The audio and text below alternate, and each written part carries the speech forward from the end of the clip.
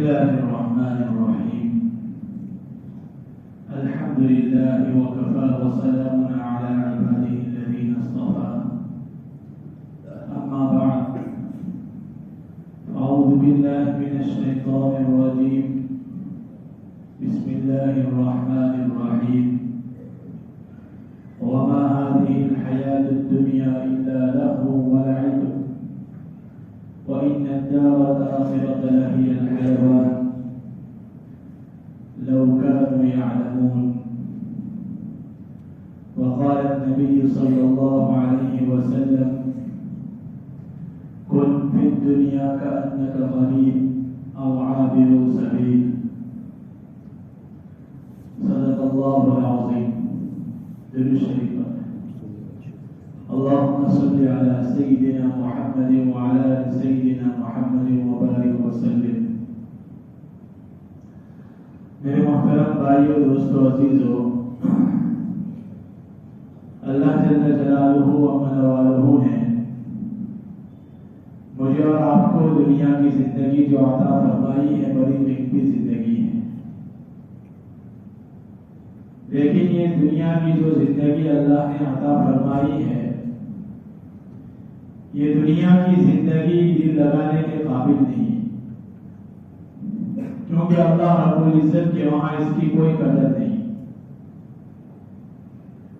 اللہ فرماتے ہیں: وَمَا هَذِهِ الْحَيَاةُ الدُّنْيَا إِلَّا لَهْوٌ وَلَعِبٌ. یہ دنیا کی زندگی کھیل اور تماشا ہے، اس کے علاوہ کچھ نہیں. ایک جگہ پر اللہ فرماتے ہیں: وَمَا هَذِهِ الْحَيَاةُ الدُّنْيَا إِلَّا مَتَاعُ الْغُرُورِ. یہ دنیا کی زندگی دھوکے کا سامان ہے. اس سے پتہ چلا کہ دنیا کی زندگی دل لگانے کے قابل نہیں. یہ قیمتی اس لحاظ سے ہے کہ یہاں پر رہ کر ہمیں آخرت کی تیاری کرنا ہے.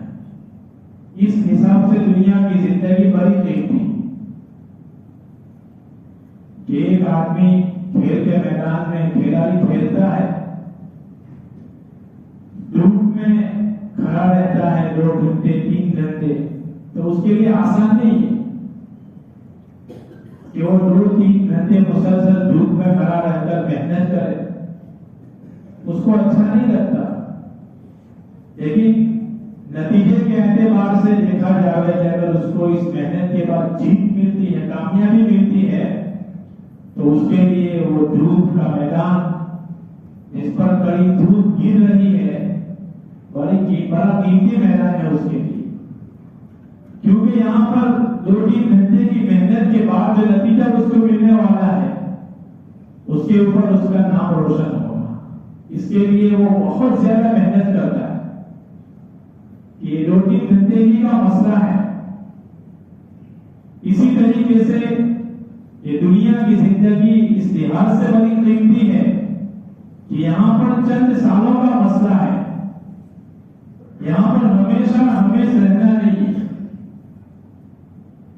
اصل زندگی وَإِنَّ الدَّارَ الْآخِرَةَ لَهِيَ الْحَيَوَانُ، کہ آخرت کی زندگی کے وہ ہمیشہ ہے. اس ہمیش کی زندگی کی کامیابی کا دارومدار یہ دنیا کی زندگی پر. یہاں کی جو زندگی ملی ہے، اللہ کے نبی صلی اللہ علیہ وسلم نے فرمایا کہ اس کو کیسے گزارنا ہے. حدیث شریف میں فرمایا: کن فی الدنیا کأنک غریب او عابر سبیل. کہ دنیا کی زندگی ایسے گزارو جیسے مسافر سفر کے ساتھ اپنا سفر کیسے پورا کرتا ہے. اجنبی کی طریقے سے زندگی گزار دو. کن فی الدنیا کأنک غریب، کہ دنیا کی زندگی میں ایسے رہو گویا اجنبی آدمی. کہ اگر ہماری اس مسجد میں، ہماری اس بستی میں کوئی اجنبی آدمی آ جائے تو اس کو کوئی نہیں پہچانے گا کہ کہیں دور دراز سے سفر کر کے آیا ہے، پتہ نہیں کون ہوگا. کہ بس دنیا میں ایسے رہو، بہت زیادہ دل نہ لگاؤ، اجنبی کی طریقے سے اپنی زندگی پوری کر دو، یا مسافر کی طریقے سے اپنی زندگی پوری کر دو.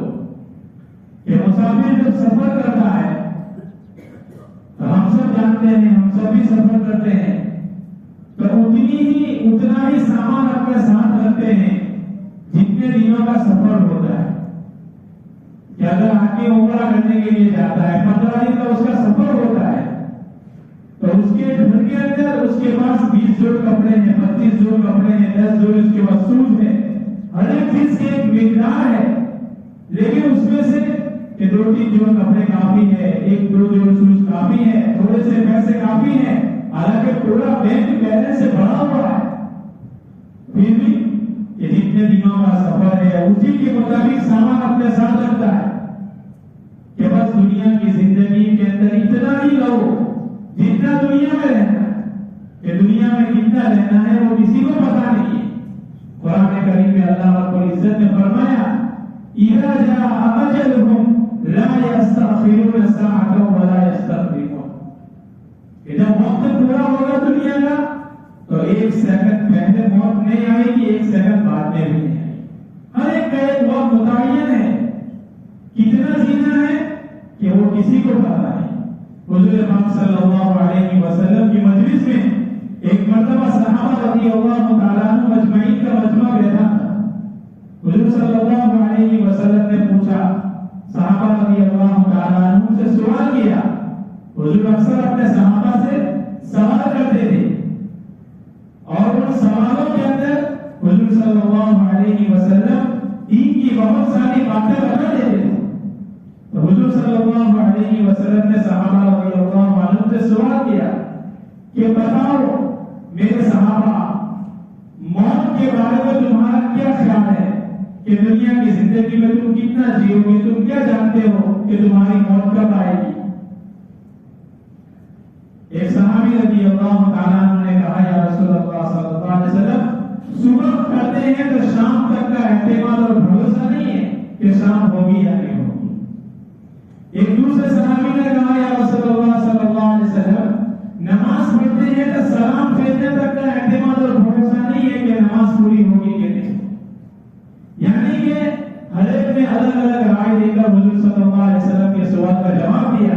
حضور صلی اللہ علیہ وسلم نے فرمایا کہ میں جب نماز پڑھتا ہوں اور ایک جانب سلام پھیرتا ہوں تو اعتماد اور بھروسہ نہیں ہے زندگی کا کہ دوسرے جانب میں سلام پھیر سکوں گا.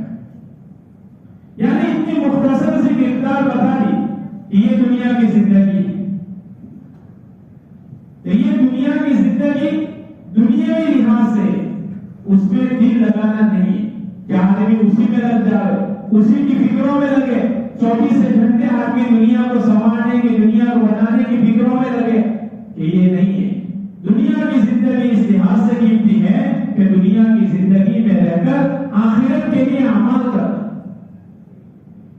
ہمارے مولانا ابراہیم صاحب دامت برکاتہ دیولا والے اکثر فرمایا کرتے ہیں کہ دنیا کی زندگی گزر جائے گی. ابھی مثال دے کر سمجھاتے ہیں کہ گرمی کا موسم ہے تو گرمی کے موسم میں سخت گرمی ہوتی ہے کہ اس گرمی سے بچنے کے لیے دنیا کے اندر جتنی بھی تعداد ہے لوگوں کی وہ الگ الگ سبب اختیار کرتی ہے. کہ کوئی اپنے گھر میں ایئر کنڈیشن میں رہ کر گرمی سے بچتا ہے, کوئی ٹھنڈا پانی پی کر گرمی کا احساس کم کرتا ہے, کوئی کہ بالکل درختوں کے سائے میں رہ کر اپنے آپ کو گرمی سے بچاتا ہے. لیکن گرمی کا سیزن ہر ایک کا گزر جاتا ہے. ایئر کنڈیشن میں بیٹھنے والے کا بھی گزرے گا, درختوں کے سائے میں بیٹھ کر گرمی سے بچنے والا بھی, اس کا بھی گرمی کا موسم گزرے گا. کیوں کہ دنیا کی زندگی گزر جائے. یہ دنیا کی زندگی میرے بھائیوں دوستوں بزرگوں اصل آخرت کے لیے کیا دنیا مزرعۃ للآخرہ, یہ دنیا آخرت کی کھیتی ہے. کہ جیسے کھیت کے اندر کسان جس چیز کا بیج ڈالتا ہے وقت پر اس کو وہی چیز ملتی. ایسا نہیں ہے کہ کسان کھیت میں گیہوں ڈالے اور وقت پر اس کو جوار ملے, یہ نہیں. جس چیز کا بیج بوئے گا وہی چیز اس کو وقت پر ملے گی. ایسے دنیا کے اندر جیسے عمل کریں گے اسی کے مطابق قیامت میں فیصلہ ہوگا. ایک آدمی دنیا میں رہ کر اللہ کی نافرمانی کرتا ہے, اللہ کی ناراضگی والے عمل کرتا ہے, آخرت میں تمنا کرے کہ آخرت میں کامیاب ہو جاؤں گا، آخرت میں میرے لیے جنت تیار ہو جائے گی، تیری خیالست محالست جنوں کہ یہ تو صرف اس کا گمان ہے، پاگل پن ہے اس کا کہ عمل نہ کرے اور اچھے عاقبت کا آدمی انتظار کرے. یہ نہیں ہو سکتا کہ دنیا کی زندگی میں رہ کر آدمی کو اللہ کی اطاعت کے مطابق اس کو پورا کرنا ہے کہ اس کا ایک ایک سیکنڈ، اس کی ایک ایک گھڑی اللہ کی اطاعت میں گزرے، کہ اللہ کی اطاعت اللہ کے احکام کے پورا کرنے میں، کہ جو آدمی دنیا میں اللہ کے احکام کی پابندی کرے گا وہ اللہ کی اطاعت کرنے والا ہے. جو آدمی دنیا میں رہ کر حضور صلی اللہ علیہ وسلم کے طریقوں کی مطابق اپنی زندگی گزارے گا وہ حضور کی اطاعت کرنے والا ہے. اور اس کے بدلے میں کہ اس کے بدلے میں آخرت بہت بڑی جنت آخرت میں ملے گی. قرآن کریم میں اللہ فرماتے ان الذین آمنوا وعملوا الصالحات کہ وہ لوگ کہ جو ایمان لائے اور اس کے بعد اعمال صالحہ کیے. ایسا نہیں کہ ایمان لائے اب جو کرنا ہے کرتے رہو، ایسا مقصد نہیں. اللہ فرماتے ہیں وعملوا الصالحات کہ ایمان لانے کے بعد نیک اعمال کرے، کہ اس کو کیا ملے گا کہ لہم جنات تجری من تحتها الانہار، کہ ان کے لیے ایسی جنت تیار کی گئی ہے کہ جس جنت کے نیچے سے نہریں بہتی ہیں. دوسری جگہ اللہ فرماتے ہیں ان الذین آمنوا وعملوا الصالحات، اس کے بعد اللہ فرماتے ہیں کہ لہم جنات تجری من تحتها الانہار خالدین فیہا ابدا، کہ ایسی جنت کہ اس جنت میں وہ ہمیشہ ہمیشہ رہیں گے. کہ دنیا کے اندر ایک مکان بنا لیا، ہو سکتا ہے اگر اولاد نافرمان ہو گئی تو آخری عمر میں گھر سے بھی نکل سکتی ہے، لیکن اگر دنیا میں رہ کر اللہ کی اطاعت کی، اللہ کے نبی کی اطاعت کی، تو اس کے بدلے میں جو جنت ملے گی اس جنت کے اندر آدمی ہمیشہ ہمیشہ رہے گا. اس کے لیے کہ دنیا کی زندگی کے اندر کہ دنیا دار العمل ہے، یہاں عمل کرنے کی جگہ ہے، یہاں پر اپنی غفلت نہ کرے. اللہ نے جو زندگی دی ہے نا آخرت کے لحاظ سے بڑی قیمتی زندگی، اس زندگی کو ہم ضائع کر رہے ہیں. کہ اللہ کے احکام میں آدمی غور و فکر کرے کہ اپنے 24 گھنٹے میں کتنے اللہ کے احکام میرے اوپر آ رہے ہیں اور میں ان کو کتنا پڑھ رہا ہوں. اس لیے حدیث میں فرمایا اللہ کے نبی صلی اللہ علیہ وسلم نے القیس من دان نفسه وعمل لما بعد الموت، کہ ہوشیار اور چالاک انسان وہ ہے کہ جو اپنے نفس کا محاسبہ کرے، اپنے نفس کو کنٹرول میں رکھے، کہ اپنے نفس کو کیسے کنٹرول میں رکھ سکتا ہے، اپنے نفس کا کیا حساب کر سکتا ہے، اپنی ذات کے بارے میں آدمی کیا حساب کر سکتا ہے. ایک آدمی دکان لے کر بیٹھا ہے، اب دکان کا آدمی کم سے کم مہینے میں یا ہفتے میں یا روزانہ حساب کرتا رہے گا تو اس کو پتا چلے گا کہ ہم کس راستے پر جا رہے ہیں. اگر بغیر حساب کے اپنی دکان چلائے گا، کیا نفع کیا نقصان کچھ پتا نہیں ہے، چند دنوں میں اس کا دیوالیہ نکل جائے گا. کچھ پتا ہی نہیں ہے حساب کہ کون کیا چیزیں آ رہی ہیں، کتنی چیزیں جا رہی ہے، ہمارا پروفٹ کیا ہے، کچھ پتا نہیں. کیسے ہم دنیا کی زندگی کو گزار رہے ہیں، کیا نیک اعمال کر رہے ہیں، کیا اللہ کی نافرمانیاں کر رہے ہیں، کچھ پتا نہیں ہے. ایک زندگی جینے کی ڈگر بنا لی ہے، اسی ڈگر پہ ہم صبح سے شام کر رہے ہیں. میرے بھائی دوستو بزرگوں، کل کبھی آنکھ بند ہو جائے گی، اس وقت پتا چلے گا کہ ہم گھوڑے پر سوار تھے یا گدھے پر سوار تھے. افرس تحت رجلک او حمار، کہ کل قیامت میں جب آدمی اٹھے گا اس وقت پتا چلے گا کہ ہم کون سی زندگی گزار کے آئے، اللہ کی اطاعت والی یا اللہ کی نافرمانی والی. اسی لیے اللہ کے نبی نے فرمایا کہ ہوشیار انسان وہ ہے جو اپنے نفس پر قابو رکھے، یعنی اس کو پتا ہونا چاہیے کہ میں اللہ کی اطاعت والے عمل کر رہا ہوں یا اللہ کی نافرمانی والے عمل کر رہا ہوں. روزانہ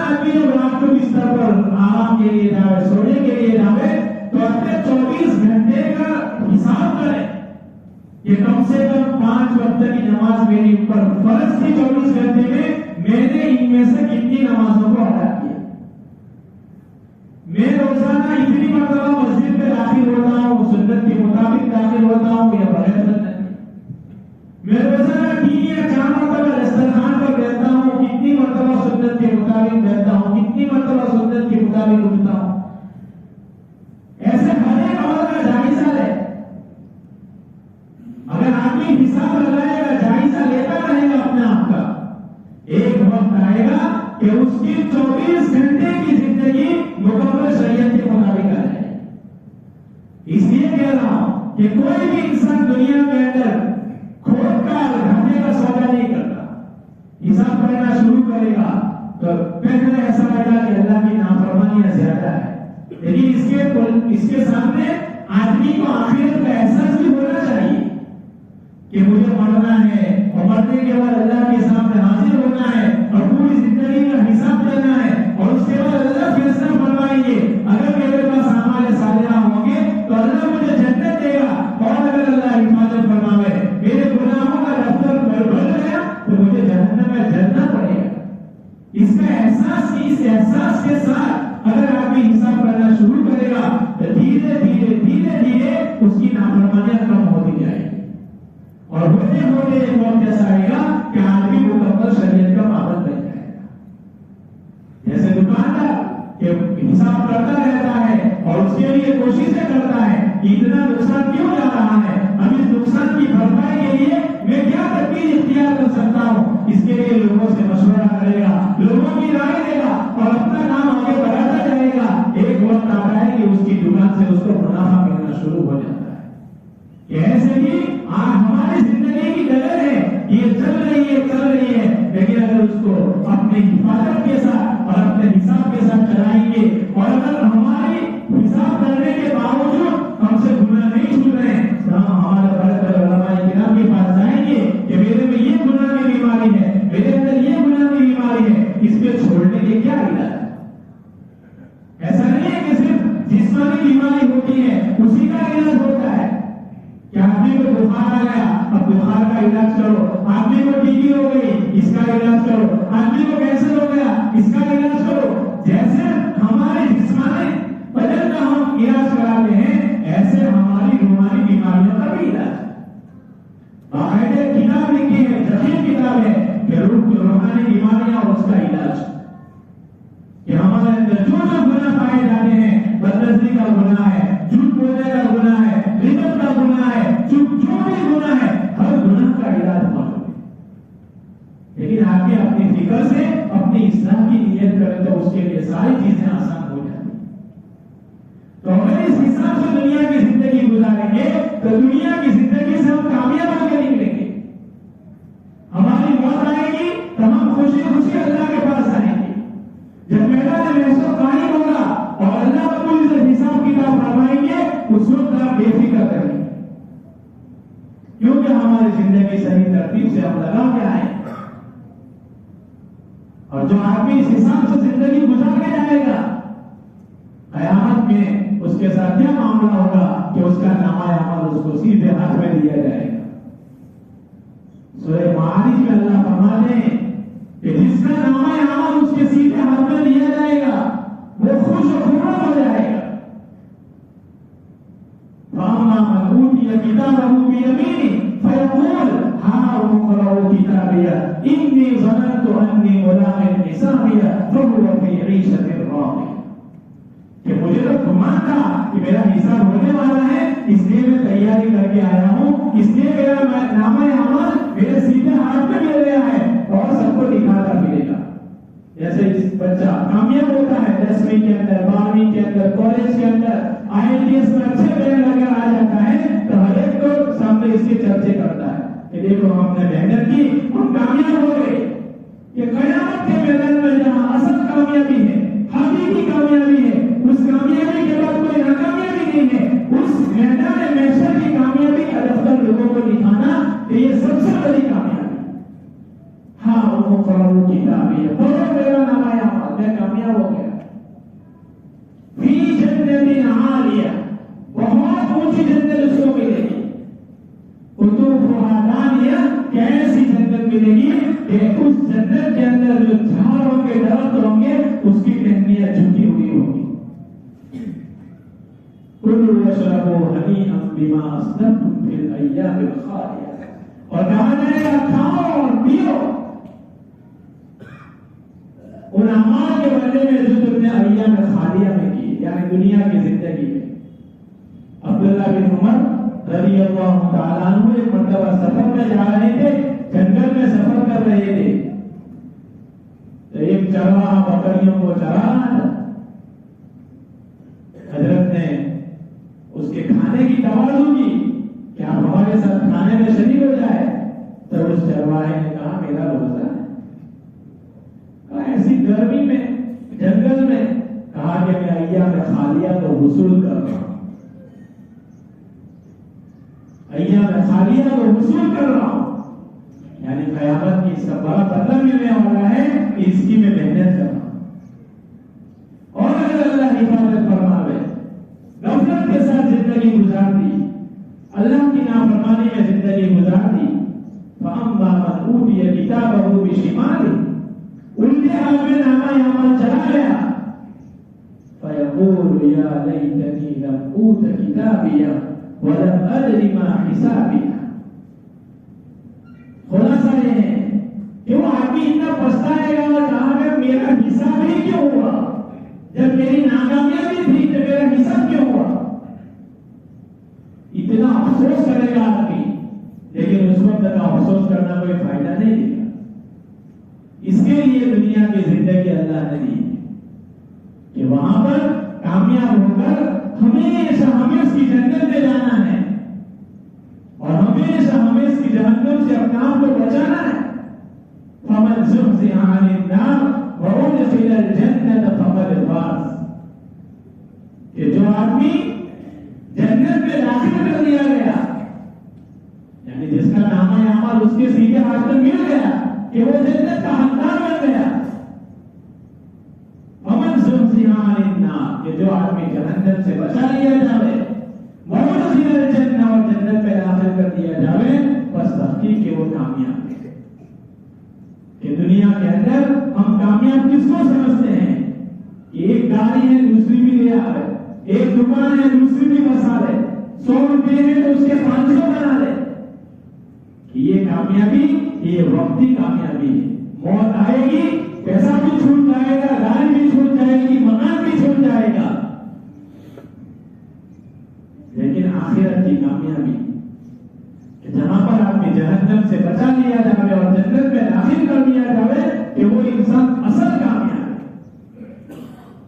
اس کے لیے میرے بھائی اور دوستو بزرگوں، یہ دنیا کی زندگی ضائع کرنے کے لیے نہیں ہے اور یہ رکنے والی نہیں ہے کہ چلو ابھی ہم فرصت میں نہیں ہیں، اعمال کرنے کا وقت نہیں ہے، تبھی دنیا کی زندگی ہماری جمع رہنے دو، بعد میں فرصت ملے گی تو اعمال کریں گے. ایک برف کی سیل ہوتی ہے، برف کی سیل، کہ آپ اس کو راستے میں رکھو، آپ اس کو کسی صاف برتن میں رکھو، دونوں جگہ پگھلے گی، کیونکہ برف کا کام ہے پگھلنا. راستے میں وہ پگھلے گا تو کیچڑ بنے گا، صاف برتن میں پگھلے گا تو ٹھنڈا پانی وجود میں آئے گا. ایسے میرے بھائی دوستو بزرگوں، دنیا کی زندگی گزرنے والی ہے، نیک اعمال کے ساتھ گزرے گی تو ہم خود ہدایت پر رہیں گے، لوگوں کی ہدایت کا ذریعہ بنیں گے اور ہمیشہ کی کامیابی ملے گی.